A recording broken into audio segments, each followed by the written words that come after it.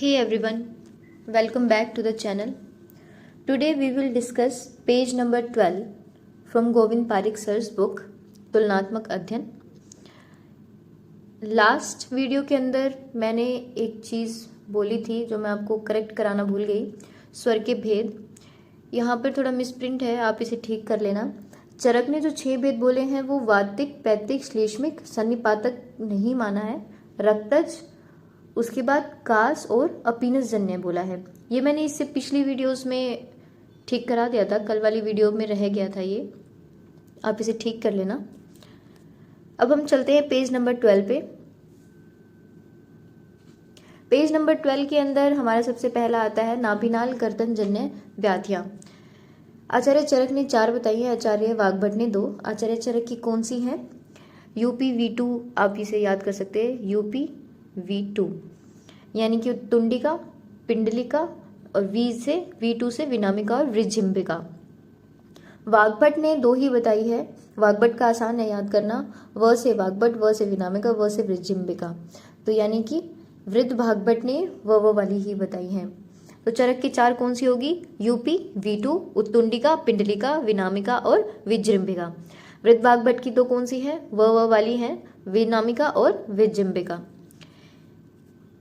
दंतोद्भेद काल, आचार्य वाग्भट ने तो 8 मास बोला है, लेकिन आचार्य काश्यप ने 4 से 8 मास बोला है। इन्होंने पर्टिकुलर ये भी बताया है कि चौथे मास में अगर दांत निकलते हैं तो उनमें क्या चीज़ मिलेगा, 5वें में निकलते हैं, 6ठे में निकलते हैं। इस तरीके से उन्होंने पूरा रेंज दे रखा है। तो दंतोद्भेद काल अकॉर्डिंग टू काश्यप 4 से 8, अकॉर्डिंग टू वाग्भट 8 मास। अब हम आते हैं वमन विरेचन व्यापद पर। आचार्य चरक ने 10 बोले हैं, सुश्रुत ने 15 और वाग्भट ने 12। इसको कैसे याद करेंगे? CVS, cardio vascular system. और स्टार्ट करेंगे असेंडिंग ऑर्डर में 10, 12 और 15। तो इस तरीके से आप ये याद कर सकते हो। वमन विरेचन व्यापद हैं CVS, कार्डियोवस्कुलर सिस्टम 10, 12 एंड 15। अब हम आते हैं बस्ती नेत्र प्रमाण। तीनों आचार्य ने थोड़ा थोड़ा डिफरेंस बताया है, आचार्य चरक, आचार्य सुश्रुत और आचार्य वाग्भट। सबसे पहले हम चरक का देखते हैं। चरक में क्या है? 6 वर्ष, 12 वर्ष और 20 वर्ष। नेत्र की लंबाई 6, 8 और 12।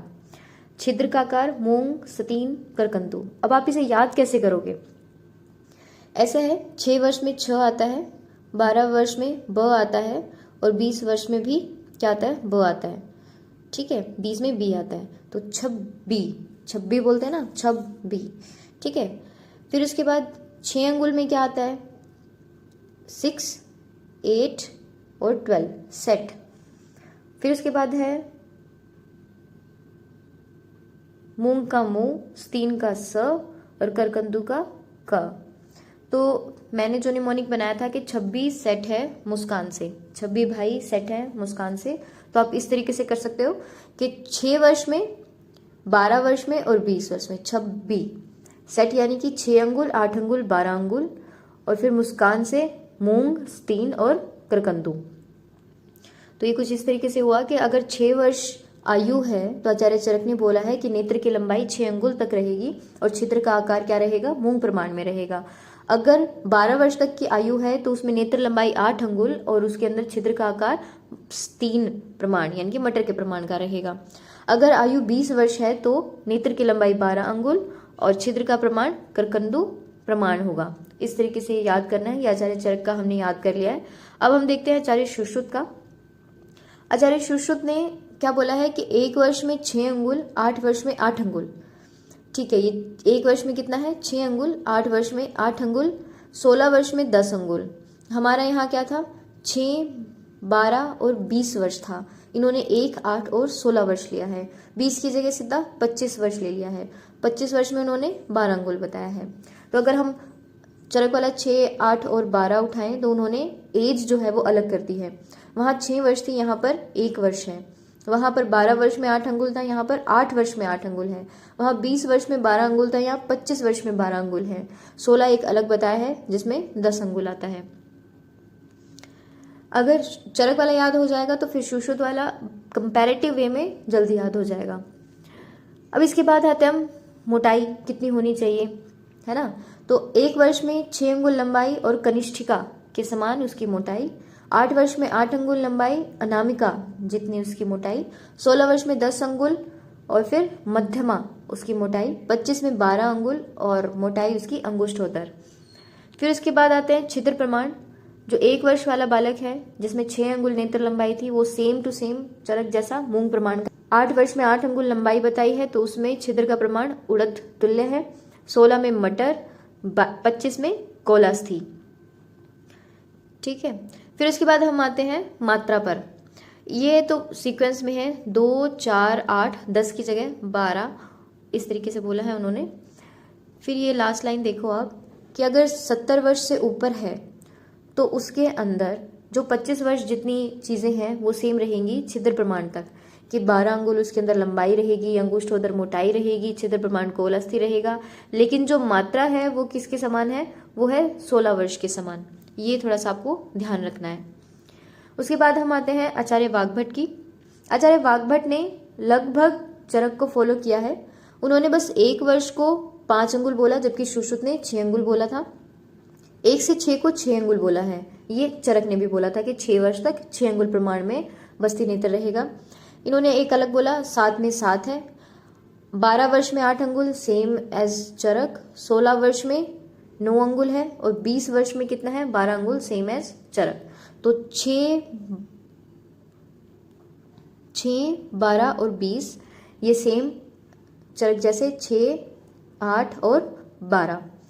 1 वर्ष में उन्होंने बोल दिया है 5 अंगुल के समान, 7 वर्ष में उन्होंने 7 बोला है, 16 वर्ष में उन्होंने 9 अंगुल बोला है। उसके बाद हम आते हैं दोष पर कि बस्ती के दोष किस तरीके से हैं। ये भी इतना टफ नहीं है, याद हो जाएगा, इजीली याद हो जाएगा। ये किस तरीके से आपको याद करना है, जैसे बस्ती दोष और बस्ती पुटक दोष ये लगभग सेम रहता है। ठीक है। तो ये 8 चरक ने बोले हैं और सुश्रुत ने कितने बोले हैं, 5 बोले हैं। इसको अगर आप टेबल फॉर्म में इसी तरीके से याद कर लोगे तो बहुत जल्दी याद होगा। उसके बाद आता है नेत्र दोष। नेत्र दोष में चरक ने 8 बोले हैं, सुश्रुत ने 11 बोले हैं। और बस्ती दोष, बस्ती दाता दोष, बस्ती दाता दोष जो है चरक ने 10 बोले हैं, सुश्रुत ने 6 बोले हैं। इसको कैसे याद करना है, नेत्र पुट के दोष, इस तरीके से आप इसे याद कर सकते हो, नेत्र पुट के दाता दोष। ठीक है। तो 8, 8, 10, 11, 5, 6 नेत्र पुट के दाता दोष। या फिर आप थोड़ा अगर सीक्वेंस में लाना चाहते हो कि भाई मुझे तो ये उस तरीके से करना है असेंडिंग ऑर्डर में, तो आप इसको ऊपर नीचे खुद से अपनी राइटिंग में लिख सकते हो। तो उसमें आ जाएगा कि बस्ती नेत्र के दोष, उसके लिए फिर क्या निमोनिक रहेगा, बस्ती नेत्र के दोष या दाता दोष। फिर जो चरक वाला है वो तो ठीक है, सेम रहेगा 8, 8, 10, क्योंकि उन्होंने बस्ती नेत्र दोष भी सेम बोले हैं, बस्ती पुटक भी सेम बोले हैं। लेकिन आचार्य सुश्रुत का थोड़ा सीक्वेंस में आ जाएगा, उनका आ जाएगा क्या, 5, 11 और 6। अब यहीं पर आचार्य काश्यप की अगर हम बात करते हैं तो आचार्य काश्यप ने किस तरीके से लिया है, उन्होंने बोला कि जो बस्ती नेत्र दोष है, जो आचार्य चरक ने 8 बोले हैं, आचार्य सुश्रुत ने 11 बोले हैं, आचार्य काश्यप ने उनको कितना बोला है, 6 बोला है। अगर हम बस्ती पुटक दोषों पे आते हैं या बस्ती दोषों पे आते हैं तो आचार्य चरक ने 8 बोले हैं, आचार्य सुश्रुत ने 11 बोले हैं, जबकि आचार्य काश्यप ने कितने बोले हैं, 9 बोले हैं।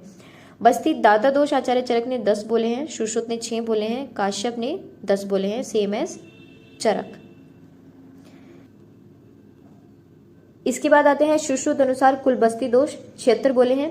नेत्र रोग भी आचार्य सुश्रुत ने 76 ही बोले हैं। इसको आपको कैसे याद करना है, इसको आपको याद करना है सीक्वेंस वाइज। आप कैसे लिखोगे, अगर तो पीड़ा, बस्ती पीड़ा दोष अगर होंगे, ठीक है, तो वो 4, बस्ती दोष अगर होंगे, ठीक है, तो वो होंगे 5, दाता दोष अगर होंगे तो वो होंगे 6 और शैया दोष होंगे तो वो होंगे 7। ये तो हो गया सीक्वेंस वाला, पीड़ा, बस्ती, दाता, शैया, पीड़ा, बस्ती, दाता, शैया, 4, 5, 6, 7। इसके बाद आते हैं अगर नेत्र और द्रव्य दोष, नेत्र और द्रव्य दोष दोनों 11, 11 है, तो पीड़ा, बस्ती, दाता, शैया तो 4, 5, 6, 7 हो गए। नेत्र दोष और दाता दोष, सॉरी, नेत्र दोष और द्रव्य दोष 11, 11 हो गए। फिर आता है आतुर व्यापद, आतुर व्यापद। आतुर व्यापद हैं 15, वैद्य व्यापद हैं 9। वैद्य से गलती कम होती है इसलिए उनके दोष जो हैं वो 9 हैं। आतुर ज़्यादा नखरे करता है, या इस तरीके से आप याद कर सकते हो। तो आतुर व्यापद कितने होते हैं 15। और जो वैद्य और आतुर दोनों के मिले जुले जो होते हैं, वैद्य जो दोनों की गलती होती है और आतुर, ये दोनों मिलके कितने बनाते हैं 8 बनाते हैं। इस तरीके से ये टोटल हो जाएंगे 76। तो क्या पढ़ा हमने? पीड़ा दोष 4, बस्ती दोष 5, दादा दोष 6, शय्या दोष 11, नेत्र और द्रव्य दोष 11-11। पीड़ा दोष 4, बस्ती दोष 5, दाता दोष 6, शय्या दोष 7, फिर नेत्र और द्रव्य दोष 11-11, आतुर व्यापद 15, वैद्य व्यापद 9, वैद्य और आतुर व्यापद 8। इस तरीके से ये टोटल कितने हो जाते हैं 76 हो जाते हैं। इसमें थोड़ा सा मिसप्रिंट हो रखा है, बट जैसे मैंने आपको बताया आप इसको कहीं अलग से नोट डाउन कर लेना। तो हमने पेज नंबर 12 के अंदर नाभिनाल कर्तनजन्य व्याधि पढ़ी, चरक 4, वाग्भट 2, दंतोद्भेद काल बढ़े। काश्यप ने 4 से 8 मास माना है, वाग्भट ने 8 बोला है। वमन विरेचन व्यापद CVS, ठीक है, चरक 10, वाग्भट 12, सुश्रुत 15। बस्ती नेत्र 26 सेट है मुस्कान से, 26 भाई सेट है मुस्कान से। तो 6, 12, 20, 6, 8, 12, और फिर उसके बाद मूंग 3 और करकंदू। इस तरीके से टोटल बस्ती नेत्र अकॉर्डिंग टू चरक हो गया। आचार्य सुश्रुत का थोड़ा सा अलग है, थोड़ा ध्यान देने वाली बात है। 1 वर्ष में 6, 8 वर्ष में 8, 16 वर्ष में 10, 25 वर्ष में 12। ग्रेटर देन 70 है तो उसमें सब कुछ 25 वर्ष के समान है एक्सेप्ट उसकी डोज, वो किसके समान है? वो 16 वर्ष के समान है। फिर वाग्भट का सेम एज चरक रहेगा, थोड़ा सा डिफरेंस है, जैसे 1 वर्ष से कम है तो 5 अंगुल बोल दिया उन्होंने, 7 वर्ष में 7 बोला है, ठीक है, और 16 वर्ष का अलग से बताया है। फिर हमने ये वाले पढ़े थे, बस्ती नेत्र दोष, बस्ती पुटक दोष, बस्ती दाता दोष, ये भी इजी है याद करना। काश्यप का आप अलग से देख लेना इसके अंदर। और फिर सुश्रुत के कुल बस्ती दोष 76, किस तरीके से उसका डिवीजन किया है ये हमने अभी देख लिया। इससे आगे का हम नेक्स्ट वीडियो में देखेंगे। Thanks for watching.